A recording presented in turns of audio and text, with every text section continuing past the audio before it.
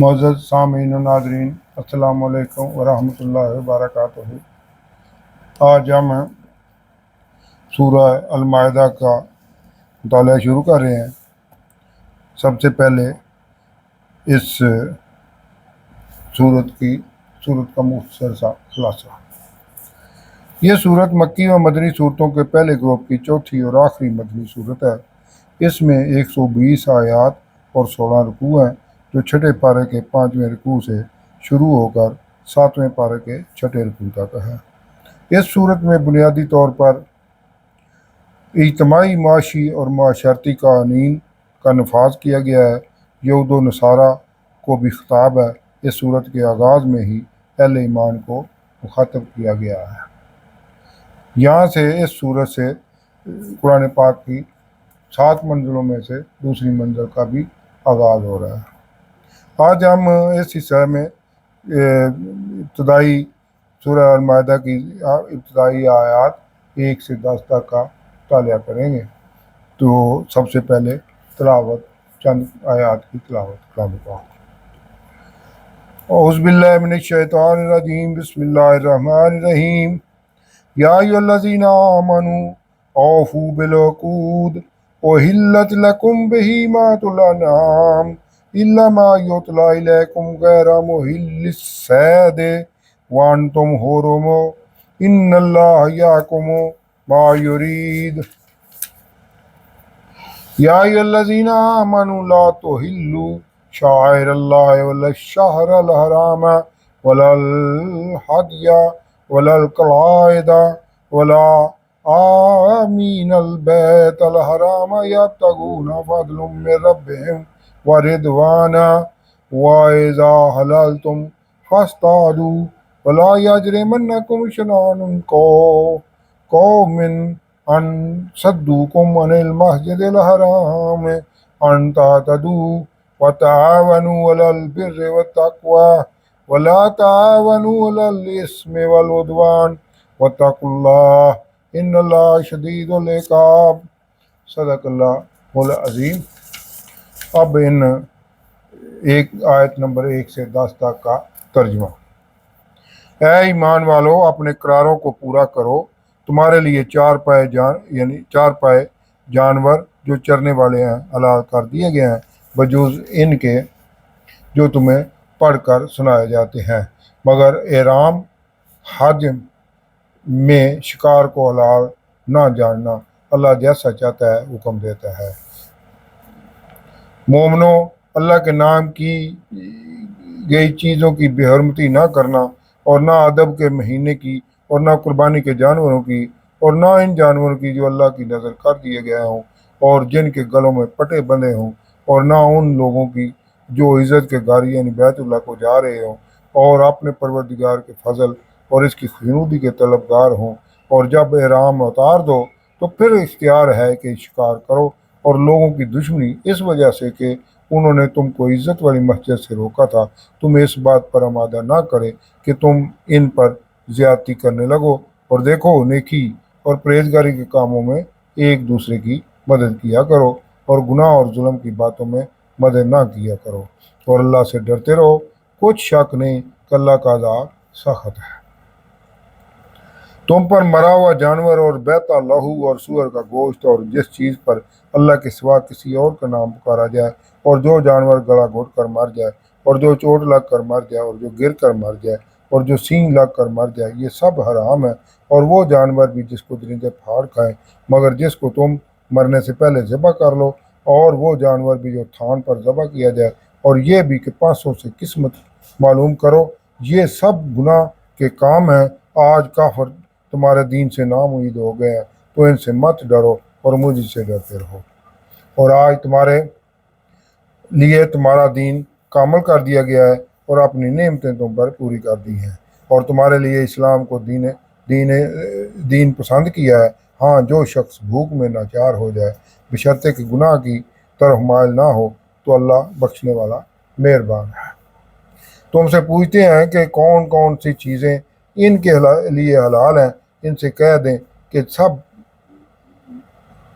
پاکیزہ چیزیں تم کو حلال ہے، اور وہ شکار بھی حلال ہے جو تمہارے لیے ان شکاری جانوروں نے پکڑا ہو جن کو تم نے سدھار رکھا ہو، اور جس طریق سے اللہ نے تمہیں شکار کرنا سکھایا ہے اس طریق سے تم نے ان کو سکھایا ہو، تو جو شکار وہ تمہارے لیے پکڑ رکھیں اس کو کھا لیا کرو، اور شکاری جانور کو چھوڑتے وقت اللہ کا نام لے لیا کرو اور اللہ سے ڈرتے رہو۔ بے شک اللہ جلد حساب لینے والا ہے۔ آج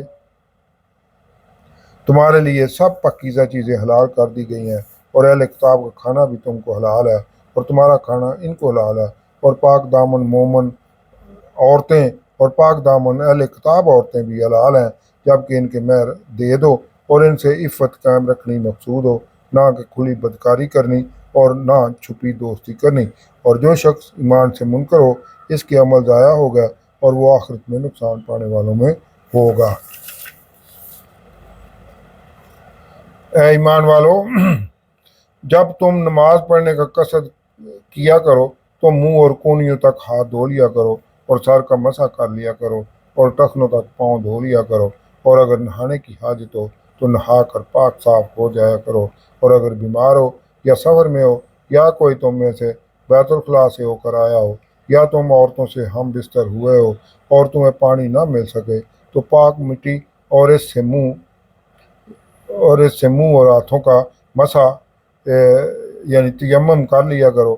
اللہ تم پر کسی قسم کی تنگی نہیں کرنا چاہتا، بلکہ یہ چاہتا ہے کہ تمہیں پاک کرے اور اپنی نعمتیں تم پر پوری کرے تاکہ تم شکر کرو۔ اللہ نے جو تم پر احسان کیے ہیں ان کو یاد کرو، اور اس عہد کو بھی جس کا تم سے قول لیا تھا، یعنی جب تم نے کہا تھا کہ ہم نے اللہ کا حکم سن لیا اور قبول کیا، اور اللہ سے ڈرو، کچھ شک نہیں کہ اللہ دلوں کی باتوں تک سے واقف ہے۔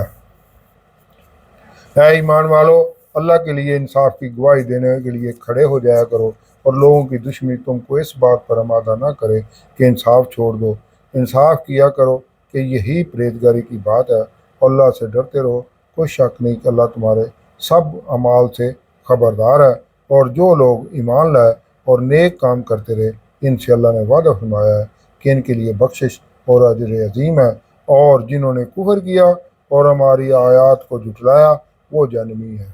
یہ آیت نمبر 1 سے 10 تک کا ترجمہ تھا۔ اب انہی آیات کی تفسیر النور۔ اس صورت میں ابتدا سے ہی اہل ایمان کو خطاب کیا گیا، اور یہ سلسلے میں پہلی آیت جو ہے یہ پہلا خطاب ہے۔ اے ایمان والو، اپنے قول اور قرار پورے کرو، تمہارے لیے بے زبان مویشی حلال کر دیے گئے ہیں ما سوائے جن کا آگے بتایا جا رہا ہے، البتہ احرام کی حالت میں شکار حلال جانوروں کا بھی حرام ہے۔ دوسرا خطاب ہے اگلی آیت میں 2 نمبر میں، اے ایمان والو، اللہ کے نام وقف کیے ہوئے جانور شاعر اللہ ہیں جو حج اور عمرہ کرتے وقت لوگ قربانی کے لیے ساتھ لے جاتے اور اللہ کے نام وقف کر دیے جاتے تھے، تم پر حلال نہیں ہے، اور ادب والے مہینوں اور قربانی کے ذریعے وقف شدہ جانوروں کی بےحرمتی نہ کرو، اور نہ عازمین حج اور عمرہ کرنے والوں کی بےزتی کرو۔ جب احرام کھول دو، حج و عمرہ کر لو تو شکار کرنا حلال ہے۔ اس سے پہلے حج و عمرہ کرنے سے روکے گئے مسلمان اب بدلہ لینے کے لیے جواباً زیادتی نہ کریں۔ اب آگے تیسرا خطاب ہے، اے ایمان والو، تم پر حرام کیا گیا ہے مردار خون، خنزیر کا گوشت اور اس جانور کا گوشت جو اللہ کے سوا کسی اور کے نام پر ذبح کیا گیا ہو، اور اس جانور کا گوشت جو گلا گھٹنے یا چوٹ لگنے سے مر گیا ہو، جو جانور کسی اونچی جگہ سے گر کر مر گیا ہو، اور جو جانور کسی دوسرے جانور کے سینگ مارنے سے مرا ہو، جس جانور کو کسی درندے نے کھایا ہو ما سوائے اگر زندہ ہے اور اسے ذبح کر لو، اور وہ جانور جو دیویوں کی جگہوں پر ذبح کیا گیا ہو، اور اس جانور کا گوشت جو جوئے کے ذریعے بانٹا گیا ہو۔ گوشت یہ عرب میں دستور تھا کہ گوشت اکٹھا کر کے جوا کھیلنا اور جیتنے والے کو گوشت دے دیا جاتا تھا۔ یہ سب اللہ حرام قرار دے رہا ہے۔ قول و قرار کی پابندی اور حرام کی تمیز کے بعد اہل ایمان کو بتایا جا رہا ہے کہ آج تمہارا دین مکمل کر دیا گیا اور تم پر اپنی نعمت یعنی ایمان کے بعد زندگی گزارنے کے صاف ستھرے طریقے پوری کر دی ہے، اور اب ان قانون کی تشریح کی جا رہی ہے۔ کون کون سے قانون؟ نادار بھوک کی وجہ سے زندگی اور موت کی کشمکش میں مبتلا لوگ زندگی بچانے کے لیے تھوڑا بہت حرام کیے گئے جانوروں کا گوشت نہ کھانے کے حکم سے مستثنا ہے۔ آگے ہے تمام پاکیزہ چیزیں حلال ہیں بشمول سدائے ہوئے جانوروں کے کیے ہوئے شکار کے، بشرطے کہ وہ زندہ اللہ کے نام پر ذبح کیا گیا ہو۔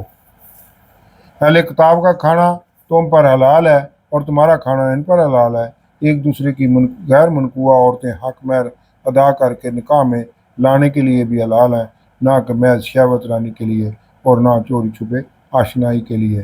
اب یہ سوچنا یہ ہے کہ آج تو اصل آسمانی کتاب کا یہود و نصارہ میں کوئی وجود موجود ہی نہیں ہے۔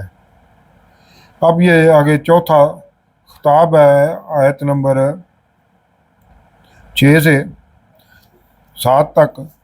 اے ایمان والو، جب تم نماز کے لیے کھڑے ہو تو اپنے چہرے دونوں ہاتھ کونیوں تک دھو لیا کرو، اپنے سروں کا مسح کر لیا کرو اور پاؤں بھی ٹخنوں تک دھو لیا کرو۔ یہ وضو کا مکمل طریقہ ہے۔ اگر تم حالت جنابت میں ہو تو اور زیادہ پاکیزگی اختیار کرو، یعنی مکمل غسل کر لیا کرو۔ اور اگر تم بیمار ہو یا سفر میں ہو یا تم میں سے کوئی نشیبی جگہ سے ہو کر آیا ہو، یعنی قضاء حاجت کے لیے عمومی طور پر نشیبی جگہ ہی کی طرف جایا جاتا تھا عرب میں، یا تم نے عورتوں کو چھوا اور تمہیں پانی نہ ملے تو پاک مٹی سے اپنے چہروں اور ہاتھوں کا مسح کر لو۔ یہ مسح کا طریقہ ہے، اور اللہ تم پر تنگی نہیں چاہتا۔ مسح اس لیے ہے کہ اللہ تمہیں پاک کر دے اور تم پر اپنی نعمت پوری کر دے تاکہ تم شکر کرو اور یاد کرو اللہ کا احسان کہ تمہیں مسلمان بنایا، تمہارے لیے آسان احکام بھیجے، ساری زمین کو مسجد اور پاک کرنے والی بنایا، اور وہ عہد بیت رضوان کی طرف اشارہ کیا جا رہا ہے جو اس نے تم سے لیا جب تم نے کہا کہ ہم نے سنا اور مانا، اور اللہ سے ڈرو، بے شک اللہ دلوں کی بات جانتا ہے۔ اب آگے 8 سے 10 تک کی آیت کی تفسیر یہ ہے۔ پانچواں یہ اس سلسلے میں خطاب ہے، اے ایمان والو، اللہ کی خاطر سیدھے راستے پر قائم رہنے والے اور انصاف کے لیے گواہی دینے والے بن جاؤ۔ تمہیں کسی قوم کی دشمنی اس بات پر آمادہ نہ کرے کہ تم انصاف سے پیچھے ہٹ جاؤ۔ یہی تقوی کے قریب ہے کہ تم عدل سے کام لو، اللہ کا تقوی اختیار کرو۔ اللہ تمام کاموں کی خبر رکھے ہوئے ہے۔ اللہ کا وعدہ ہے کہ ان کے لیے مغفرت اور بڑا اجر ہے جو ایمان لائے اور نیک عمل کیے، اور جنہوں نے کفر کیا اور ہماری آیات کی تکذیب کی وہی جہنمی ہے۔ صدق اللہ العظیم۔ یہاں یہ آیت نمبر 1 سے 10 تک سورہ المائدہ کی کا مطالعہ مکمل ہوا۔ صدق اللہ العظیم۔